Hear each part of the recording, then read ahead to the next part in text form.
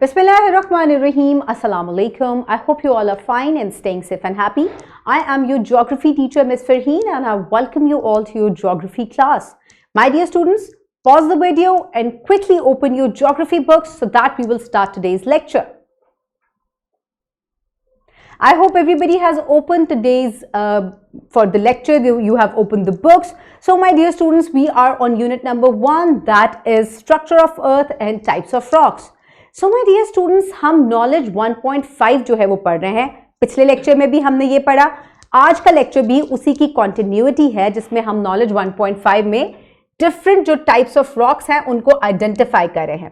We have already identified the igneous rocks. Today we are going to study about the sedimentary rock. So what is the sedimentary rock? Let's quickly find it out. So my dear students, our earth is a fascinating place.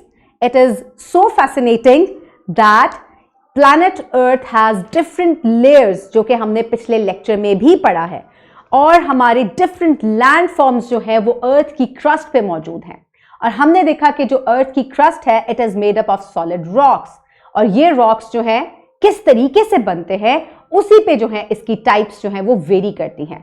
एक type के बारे में हम already discuss कर चुके हैं which is called the igneous rock जो कि molten lava या मैग्मा से बनती है, इसीलिए इसको फायरी रॉक्स भी कहा जाता है.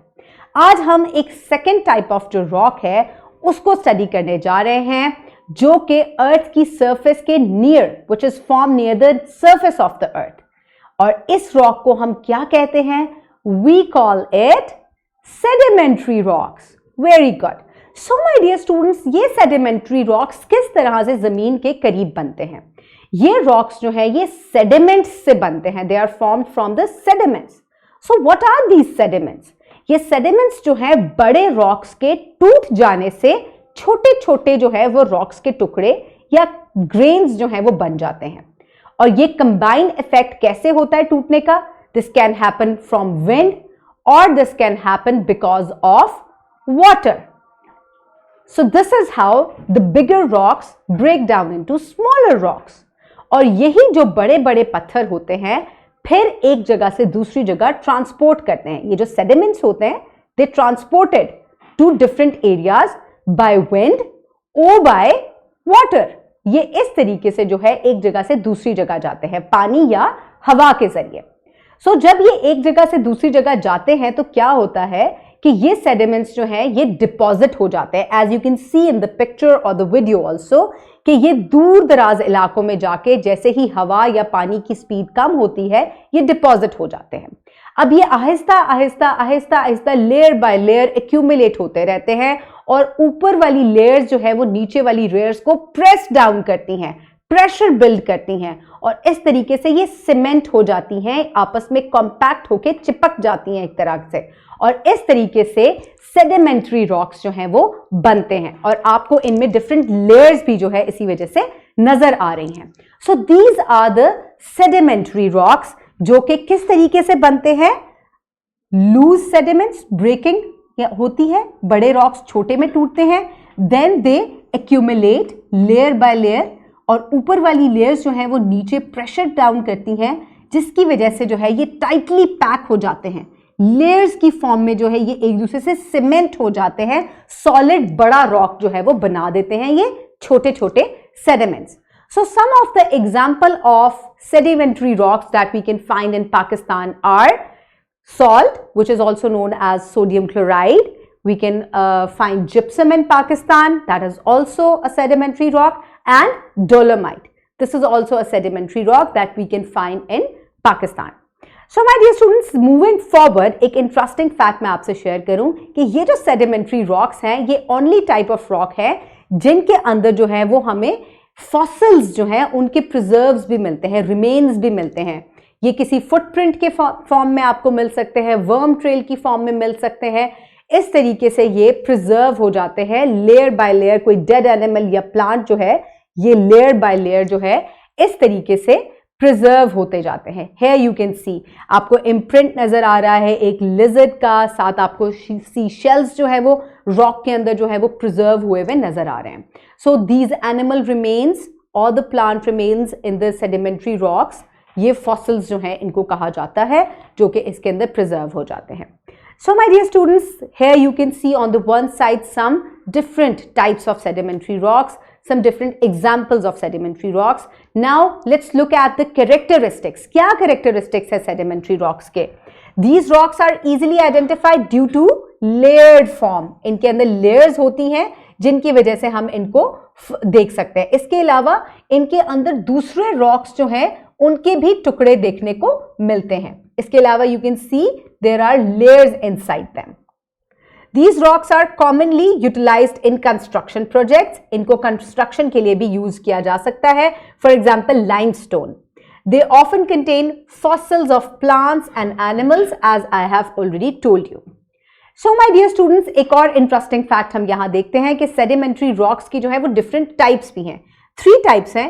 एक को हम ऑर्गेनिक रॉक कह सकते हैं, इसको आप कैलेस्टिक रॉक्स भी कह सकते हैं. इनके अंदर डिफरेंट मिनरल्स होते हैं, जैसे कि एग्जांपल है इस रॉक की limestone. Then there are organic rocks जिनमें फॉसिल्स जो हैं हमें मिलते हैं. Then there are chemically formed rocks जिनकी एग्जांपल है रॉक सॉल्ट. जब पानी जो है वो एवापोरेट होता है तो लेफ्ट ओवर जो मटेरियल होता है that make chemical sedimentary rocks, और उसकी एग्जांपल है rock salt. So how can we now identify different sedimentary rocks?